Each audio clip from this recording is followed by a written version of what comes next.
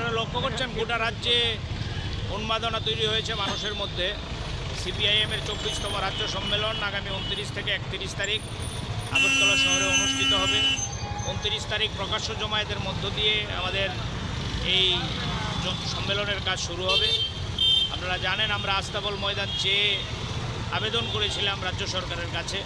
গতকাল আমাদের রাজ্য সম্পাদক জিতেন চৌধুরী এ সম্পর্কে স্পষ্টীকরণ দিয়েছেন।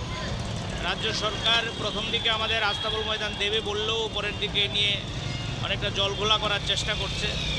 আমরা উমাকান্ত ময়দান, রবীন্দ্র ভবনের সামনে এরকম নানান জায়গার জন্য আমরা আবেদন করেছি। যেহেতু শাসক দল সরকার তারাই ঠিক করবে কোথায় আমাদের জমায়েত করার জন্য দেবে। আমরা ইতিমধ্যে আওয়াজ তুলেছি আগরতলায় চলুন 29 তারিখ ব্যাপক জনসমাগম হবে আগরতলায়। এর প্রচারকে সামনে রেখে আমাদের সারা রাজ্যের বন্ধুরা নানান কায়দায় প্রচার সামগ্রী নিয়ে রাস্তায় নেমেছে। কোথাও দেয়াল লিখন, কোথাও হ্যান্ডবিল বিলি করা, কোথাও পতাকা লাগানো, কোথাও ফ্লেক্স লাগানো। আজকে আমাদের আগরতলা শহরের বন্ধুরা সদর মহকুমা কমিটির আহ্বানে ফ্লেক্স, পোস্টার, ব্যানার নিয়ে রাস্তায় নেমেছে মানুষের দৃষ্টিতে নেওয়ার জন্য।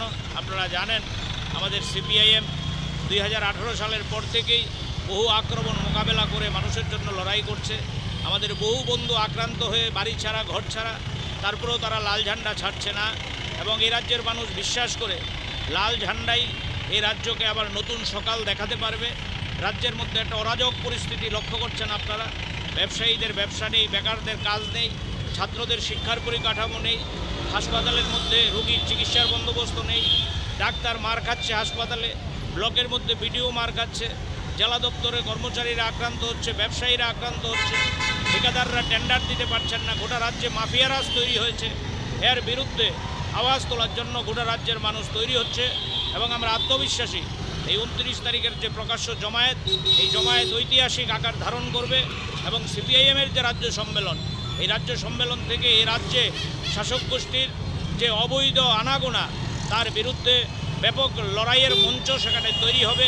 এবং আমরা সিপিআইএমের নেতৃত্বে, বাম গণতান্ত্রিক ফ্রন্টের নেতৃত্বে এ রাজ্যে আবারও নতুন সকাল ফিরিয়ে আনতে পারবো এই প্রত্যয় নিয়েই আমরা রাস্তায় নেমেছি 29 তারিখের জমায়েতে নামব।